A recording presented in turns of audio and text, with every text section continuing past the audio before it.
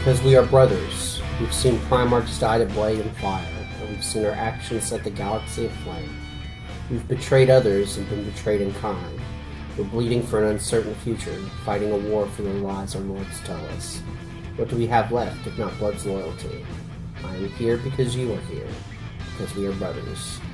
Jago Sevatarian, Sevatar, the Prince of Crows, as quoted in the Tenebrous Path, Chapter 6, Unity. Hey everybody, this is Lore-Master-Shroud, aka Will, with another 40k video. This is not going to be a lore video, but what might be the first in a series of book reports, I'm going to call them.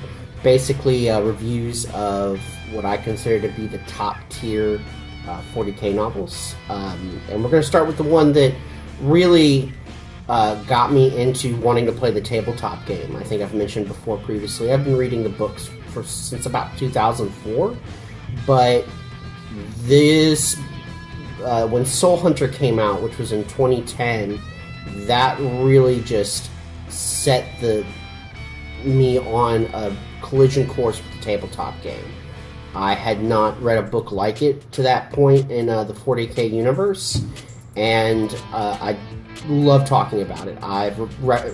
This is the book I recommend to people who've never read 40k, who've never expressed interest in the setting or anything like that. And so far, I've gotten nothing but universal, good responses to it. So I'm working off my laptop again today, guys. So if you see me like glancing over here or reading over here, that's because it's where my notes are. Start off, the book's written by, all three of the books are written by Aaron Dembski-Bowden, who I consider to be a top-tier Black Library author. Chris Wright, Dan Abnett, those are the only two guys I see competing with. You might have read some of his other works, Betrayer, The First Heretic, Town of Horus, Aurelian, The Emperor's Gift, Master of Mankind, and The Butcher's Nails. It's set apart, really I consider him top tier along with Chris Wright because he has three things that really set it apart. He's got characterization, he's got themes, and he does something called reconciling the meta, which I'm going to get into in a little more detail shortly. Let's start off with characterization. Talos Valkyrin is a 10th Company apothecary of the Night Lords. Of course, it's been 10,000 years since the Battle of Terror. He's only 300 years old because of warp trickery, but he, at this point, 10th Company Night Lords is no more than a war band. It's led by a demon prince called the Exalted, who used to be a captain. Talos goes through an existential crisis, which is pretty common in Aaron Dembski-Bowden's books. It's how he makes his Space Marines interesting. They question what they're doing and why they're here. He's trying to reconcile his brother's degeneration into madness with a higher calling, even though that higher calling is really depraved. Remember, Night Lords are like fear-mongering, people-skinning monsters. And while that's part of what the Legion is to him, it's also to do something more. It's to tear down the Imperium. It's to get justice for their gene father, the Night Haunter. So he is trying to wrap these two things together, and it just makes for interesting characterization. He has a great supporting cast. He does a great job of showing how Astartes interact with humans and how awkward I've always imagined it to come across. The transhuman dread, the inability to connect on real fundamental levels, because you gotta remember, Astartes are kidnapped, brainwashed 8-year-olds that get genetically modified into killing machines. So there's not a lot of common emotions that they have with regular unmodified humans, or experiences for that matter. So to see them interact is always going to have a level of awkwardness. And if you don't see that level of awkwardness in the books, it's because the author's not that good, which is what it boils down to. The first of ADB's great portrayals of dreadnoughts are in these books, the War Sage Malkarian.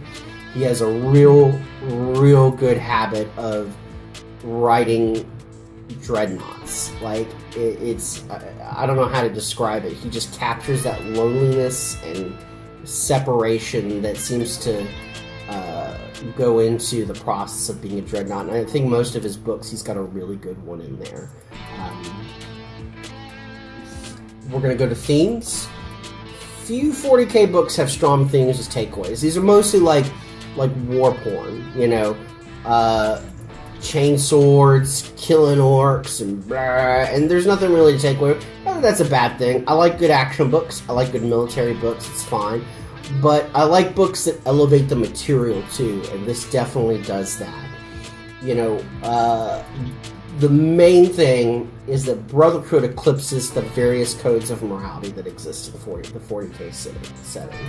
It doesn't matter that you hate the Night Lord next to you, that the other one might have sold his soul to chaos or whatever.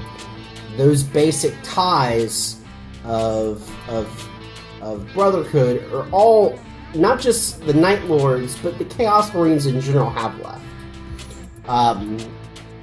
Look at the quote I mentioned at the beginning.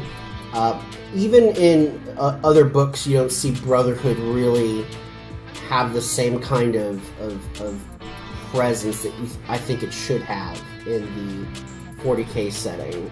Even with Loyalist chapters in other books, they just have a hard time. They come across like if you read the William King Space Wolf books. I'm not trying to Wolf Brother Mythos. I'm not trying to step on them. I love them too, but they talk to each other like regular people do. There's no, with few exceptions, there's not a lot of quarreling or anger at each other or being frustrated with what the other one's doing. There's always, you know, well, we're going to just rally around this person, and you don't really see that in the night. Well, you see rallying, it comes at great cost. Everything in Brotherhood comes at great cost in the Night Lords trilogy. You also see the hints of Abaddon trying to unite these disparate functionaries into a Black Crusade, and how difficult that must be. And it goes a long way towards starting to reconcile Abaddon as a competent character. He's been a joke for such a long time in the 40k setting, because he's got 13 Black Crusades. How come there's 13 of them? How come the first one didn't do it? But they put Aaron Dembski-Bowden in charge of Abaddon, and they've slowly changed it to, well, the Crusades are to accomplish specific goals. And in addition to that, he has a very challenging job that causes a lot of setbacks. Just uniting the legions is a Herculean task that he's done 13 times, and you see that in the Night Lords books. You also see it more in The Town of Horse, also by Aaron Dembski-Bowden, which I totally recommend, and I will probably talk about if you guys like this series and I end up doing more of these. It'll be one of the books I do. Reconciling the meta. So, the best 40k books answer questions. Period. There's nothing more satisfying than getting a really good Easter egg about, like, what happened to a particular heresy character, learning something about the Emperor, you know, info dump of any kind, because it just doesn't happen. You know, usually I can count on maybe one hand the number of books I've read where, oh, we're going to actually talk about where this setting is going, and how things work in the 40k universe. The Night Lords book doesn't really do a lot of the former, but it certainly does a lot of the latter, in finally explaining how a chaotic, or a renegade, really, because they're not chaotics, really a renegade, Astartes warband operates. The logistics of getting supplies, who they deal with, how they interact with the slaves that run their battle barges and strike cruisers. Because you gotta remember, these starships take like 25 to 50,000 people to run. How do you be crazy monster men and also engender the kind of environment where you can get that many people to work for you? it's real interesting, and the Night Lords books do a really good job of showing that off, how that whole process works. It seems like a minor thing, but it goes a long way toward creating a dynamic, realistic image of how this particular part of the 40k universe carries out. I'm hoping that as far as revealing characters, they set up Sevatar, the Prince of Crows, who I don't want to spoil too much of the stuff for you. I'd like you guys to discover it on your own, but I'm hoping that the genesis of this character is in the Night Lords books, but you see him more prominently in the Horus Heresy novels, and I'm hoping he comes to an interesting end. That's all I'm going to say about it. If you have questions, you can leave them in the comments. I will be more than happy to answer them.